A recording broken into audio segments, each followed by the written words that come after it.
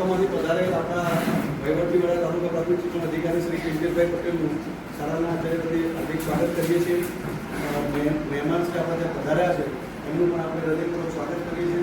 સમયનો અભાવ હોવાથી આપણે સમય ન બગાડતા આપણે આગળની કાર્યક્રમ પ્રમાણે આપણે શાલીનભાઈના બર્થડેને એક શાલીનના જીવનની યાદ રૂપે નાનું સ્પીચ તૈયાર કર્યું છે અને તમારા સમક્ષ રજૂ કરીએ છીએ. ત્યારે શાંતિથી સાંભળો.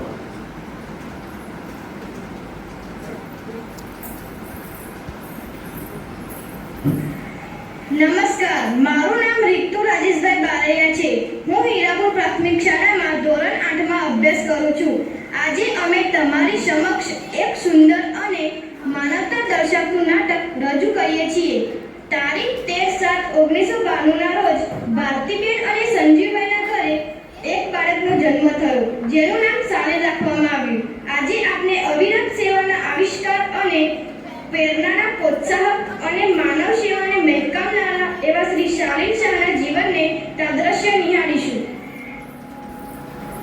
અરે શાલીન બેટા, રમવાનું બંધ કર. હવે ચાલ બહાર, તારા મિત્રો તને રમવા બોલાવે છે.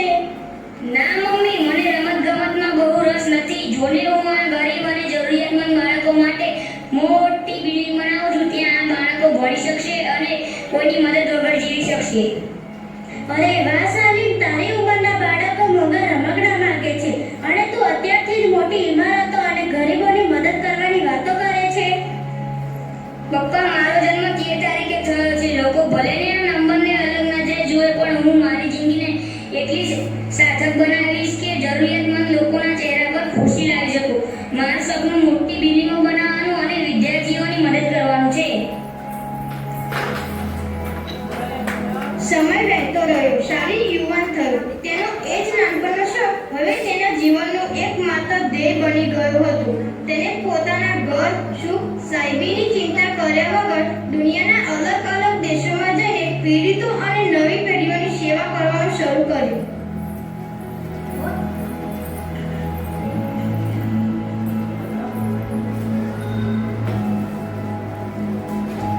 શાલીન, તું છેલ્લા કેટલાક સમયથી સતત એક દેશથી બીજા દેશ દોડી રહ્યો છે.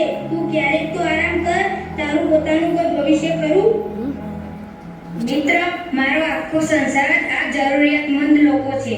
જ્યાં સુધી હું કોઈના ચહેરા પર સ્મિત લાવી શકું, ત્યાં સુધી મને થાકવાનો કોઈ અધિકાર નથી.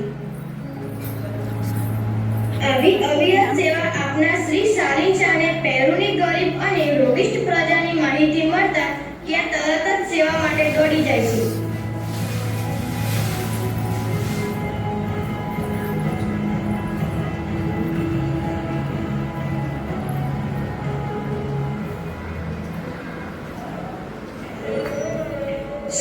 સર, શું થયું તમને? તમે ઠીક તો છો ને? બીજાની ચિંતામાં પોતાનું ધ્યાન જ નથી રાખતા. કંઈ નથી થયું, બસ થોડો થાક છે.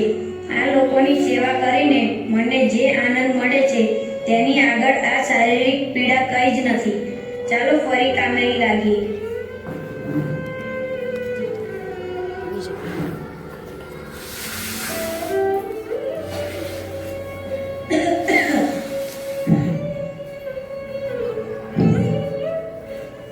શાલીન, તારે તો દવાખાને જવું પડશે.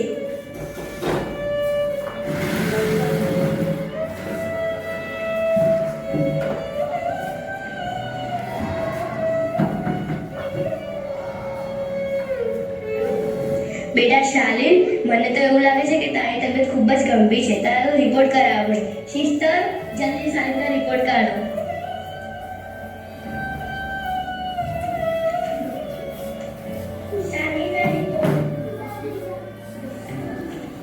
આ લો શાલીનના રિપોર્ટ. મિત્ર શાલીન, ડોક્ટરે જે રિપોર્ટ આપ્યો એ માન્યમાં નથી આવતો કે મારે કેવી રીતે તને કહેવું?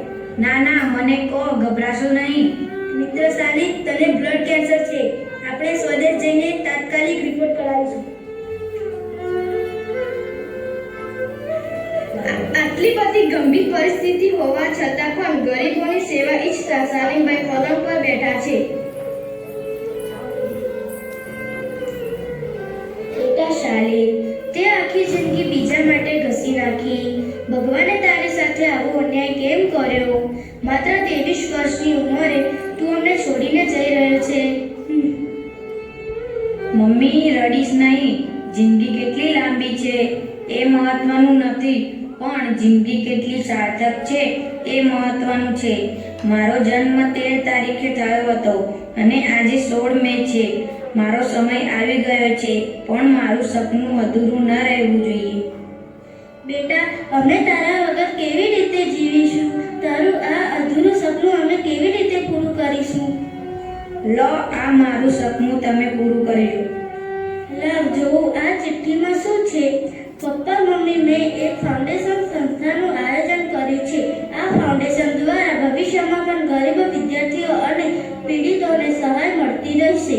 હું શારીરિક રીતે ભલે ન રહું, પણ આ ફાઉન્ડેશન દ્વારા હું તમારી વચ્ચે હંમેશા જીવતો રહીશ. પ્લીઝ મારા ગયા પછી આ ધ્યેયને આગળ ધપાવજો. એ જ મારી સાચી શ્રદ્ધાંજલિ હશે.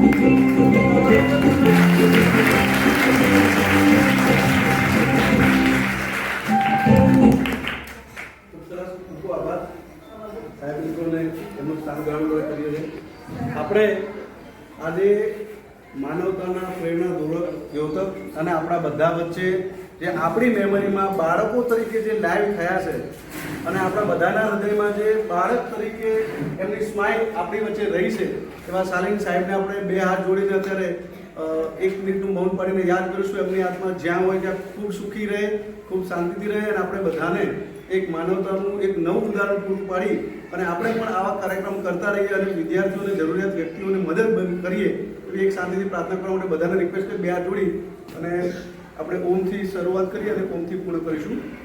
બે હાથ જોડી આંખો બંધ.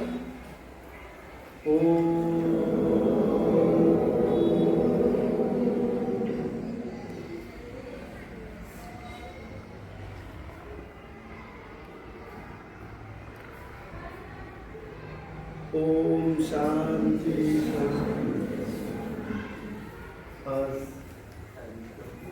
મિત્રો બધા તરફથી આપણા ત્યાં ભારતીબા અને સંજીવભાઈ સાહેબ આપણા ત્યાં લાઈવ છે પ્રોગ્રામમાં. બધાને તમને બધાને ખૂબ શુભેચ્છાઓ પાઠવી છે અને એમણે તમારા બધા માટે તમારું બધાનું મીઠું મોઢું કરવા માટે સ્પેશિયલ એમના એ આવી ન શકે એમના પ્રતિનિધિ પણ નેમ પણ મોકલ્યા છે.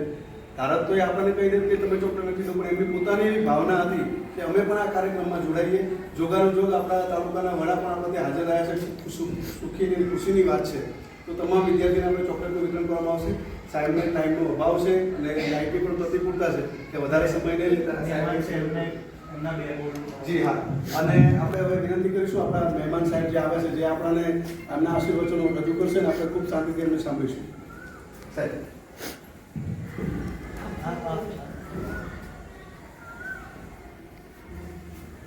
નમસ્તે. બાળકોએ બહુ સુંદર કામ કર્યું છે. જે સ્પેશિયલી જે લોકોએ નાટકમાં કામ કર્યું છે એ લોકોને તો ખૂબ ખૂબ અભિનંદન. અને ખરેખર ભારતીબેનના દીકરા શાલિની એક પ્રતિકૃતિ ઊભી કરી દીધી છે એનો એ જોઈને મને ખૂબ જ આનંદ થયો. મને પોતાને પણ અંદરથી એની યાદ આવી ગઈ કે એટલું બધું એ થઈ ગયું પણ બહુ જ સુંદર નાટક કર્યું, બહુ જ અદ્ભુત. આભાર.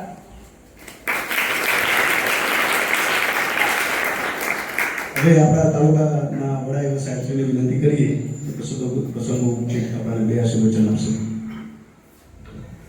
નમસ્કાર. આપણી વચ્ચે જે શાળીના જન્મદિવસ નિમિત્તે ઉપસ્થિત છે વંદનભાઈ અને હર્ષાબેન અને એના મમ્મી પપ્પા પણ વિદેશથી આજે શાલીનની જે ઈચ્છા હતી ને પ્રમાણે એનું સપનું એમને સાકાર કર્યું છે.